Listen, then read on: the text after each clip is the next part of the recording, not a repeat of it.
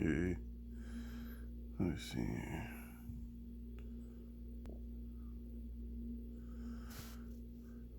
Meet Crispus Attucks, the black patriot who opposed the Boston Massacre. Let me see. This is another one I thought it was interesting. Just going over some of this stuff because lately I can't get this whole Rome is New York or New York is Rome out of my head.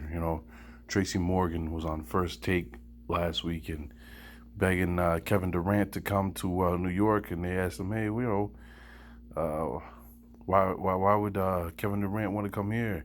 And he's like, his whole big thing was Rome is New York, the gladiators, and all that other stuff. And I just started thinking about that and how was it the former governor John Clinton, when studying the Senecas, who are now in New York, he even said the Senecas are the Romans, so on and so forth.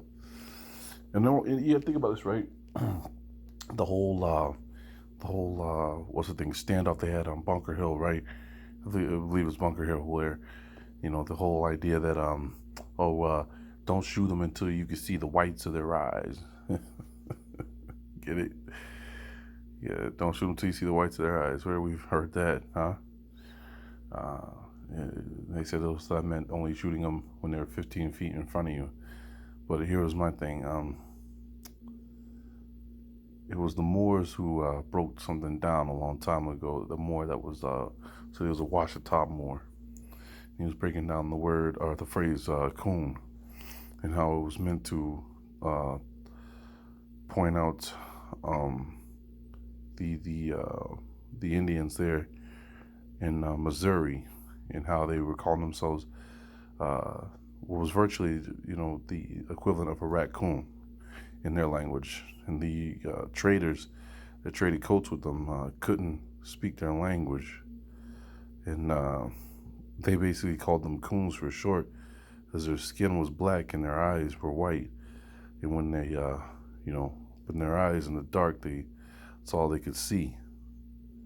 And doing a little bit of reading about this guy, Crispus Attucks here, you see that he was he was born of a Native American mother, and his father was African. So was his father Caucasian at the time? Just say it. We already know, based off of etymology, right? That what was it called there? African was first used to describe whites living in West Africa, and later became contrasted to the American-born Negro. And doesn't this also remind you of Frederick Douglass, right?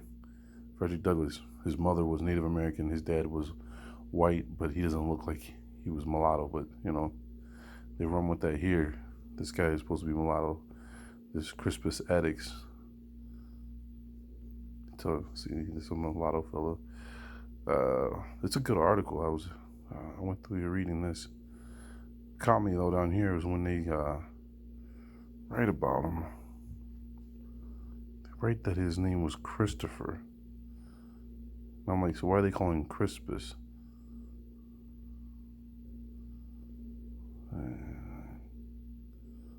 Where was it?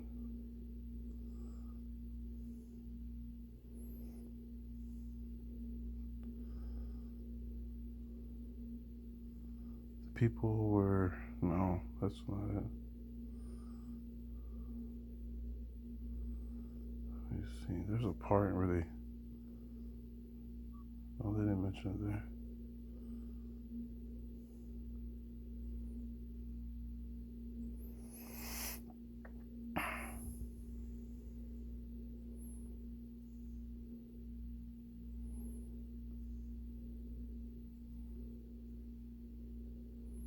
It's funny how they leave these people, men like him and just others out of history altogether.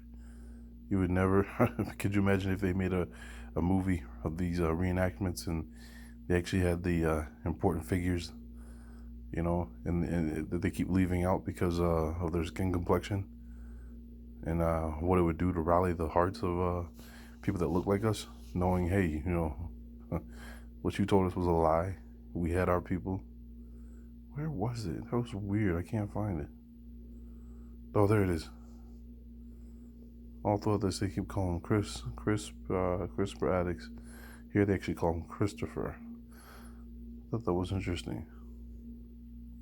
Because then it makes me think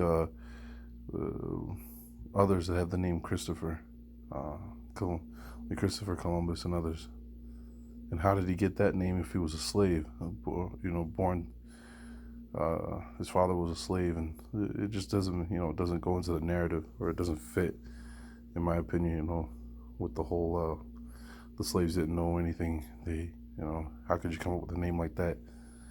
His the quote unquote slave master was an addict, so he didn't get his slave master name either. Slave master's last name was Brown. Let me see. It was William Brown.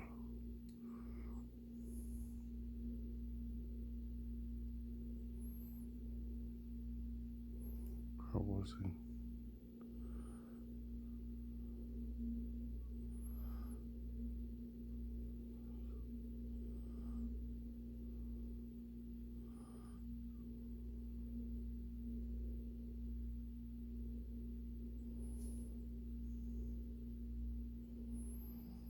Oh, not there.